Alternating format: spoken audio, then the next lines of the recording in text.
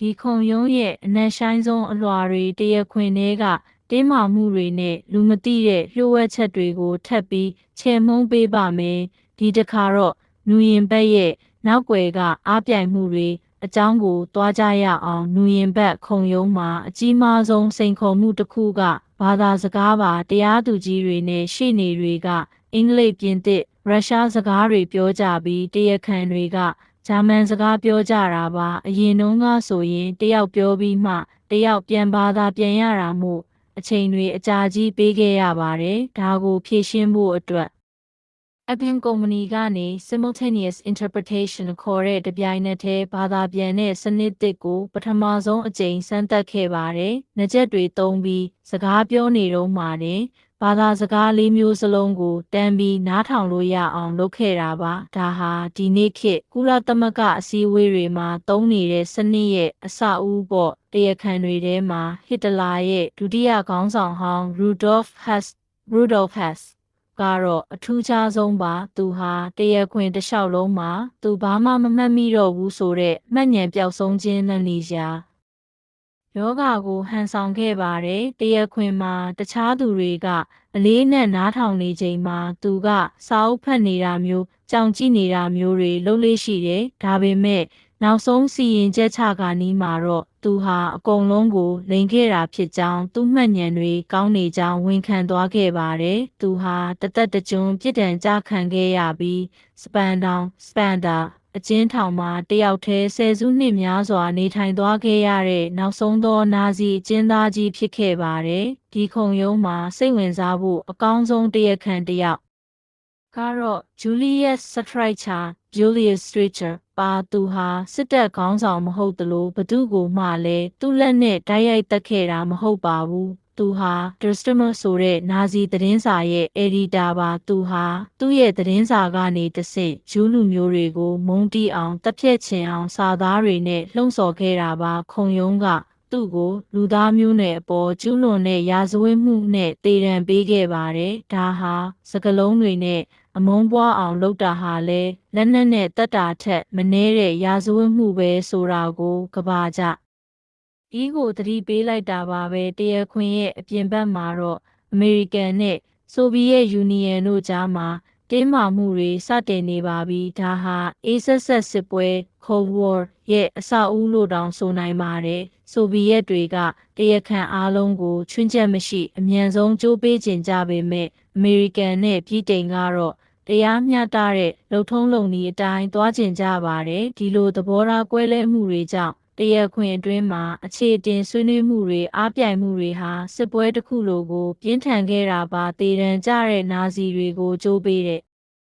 အခါမှာလည်းအမှားအယွင်းတွေရှိခဲ့ပါတယ်ကြိုးပေးတဲ့စစ်သားဟာအတွေ့အကြုံသိမ့်မရှိတာကြောင့်တချို့တရားခံတွေဟာချက်ချင်းအသက်မထွက်ပဲမိနစ်20လောက်အထိနာကျင်စွာရုန်းကန်ခဲ့ရတယ်လို့ဆိုကြပါတယ်ဒါဟာစစ်နိုင်သူတွေကစစ်ရှုံးသူတွေကိုတမင်နှိပ်စက်တာလားဆိုတဲ့ဝေဖန်မှုတွေကိုလည်းဖြစ်ပေါ်စေခဲ့ပါတယ်ကြိုးပေးပြီးတဲ့နောက်မှာတော့သူတို့ရဲ့ရုပ်လောင်းတွေကိုလျှို့ဝှက်မီးရှို့ပြီးအယိုးပြတွေကိုမြစ်ထဲမျောချလိုက်ပါတယ်ဘာလို့လဲဆိုတော့သူတို့ရဲ့ကူတွေကိုနာဇီဝါဒီတွေပြန်လဲစုစည်းရာနေရာအဖြစ်မရောက်ရှိတော့အားစေခြင်းလို့ပါပဲခင်ကြီးနူရင်ဘက်ခုံရုံးဆိုတာသမိုင်းစာမျက်နှာပေါ်ကစာလုံးတွေတင်မဟုတ်ပဲလူသားတွေရဲ့အနိဋ္ဌာယုံအတ္တနဲ့တရားမျှတမှုတို့ရောရှက်နေတဲ့ဖြစ်ရမှန်ဝတ္ထုကြီးတစ်ပုဒ်လိုပါပဲခင်ရဲ့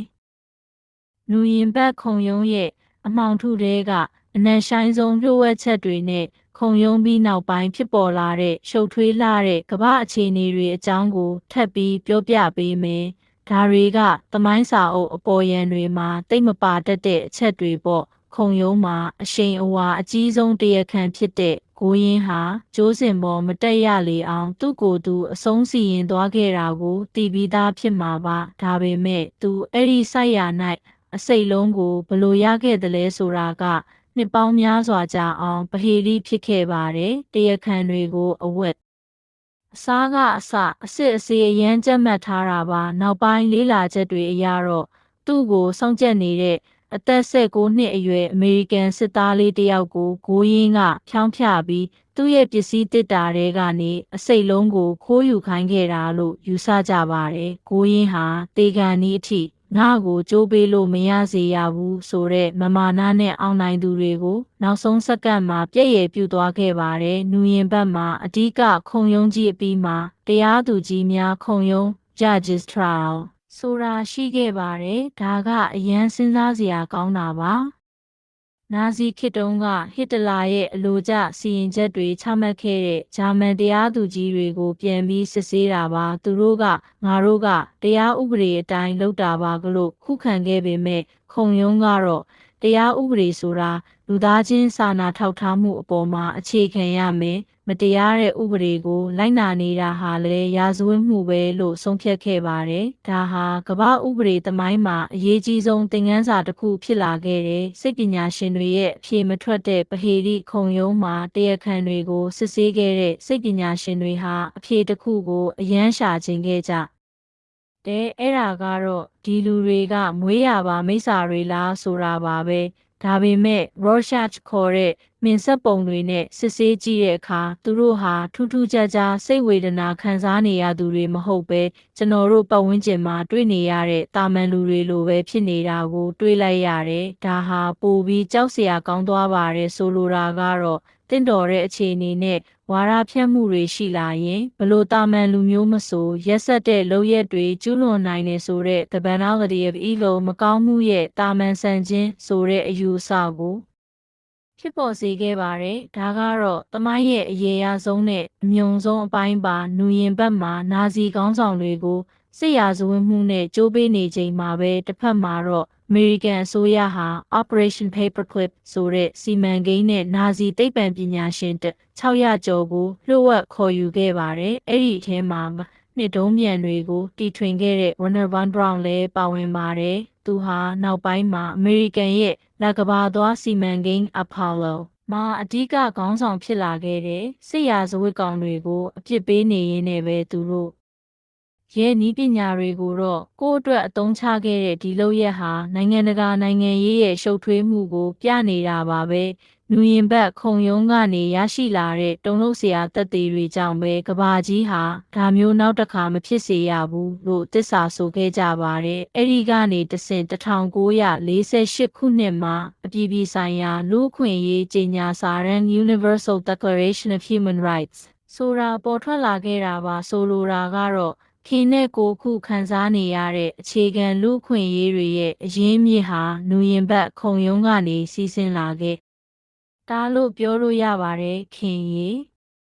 နူရင်ဘတ်ဆိုတာတည်ဆုံးသွားသူတွေအတွက်တရားမျှတမှုရှာပေးရုံတင်မဟုတ်ပဲအနာဂတ်လူသားတွေအတွက်လူသားဆန်မှုရဲ့အနိုင်ဆုံးစံနှုန်းတွေကိုသတ်မှတ်ပေးခဲ့တာပါ။သမိုင်းဆိုတာအတိတ်မှာတင်ကြံခဲ့တာမဟုတ်ပဲအခုခေတ်ရဲ့ဘဝကိုယ့်ရဲ့ဘဝတွေရဲ့အထိတက်ရောက်မှုရှိနေတာတကယ်ကိုအလေးနက်ထားလေးလာစရာကောင်းတာပေါ့ခင်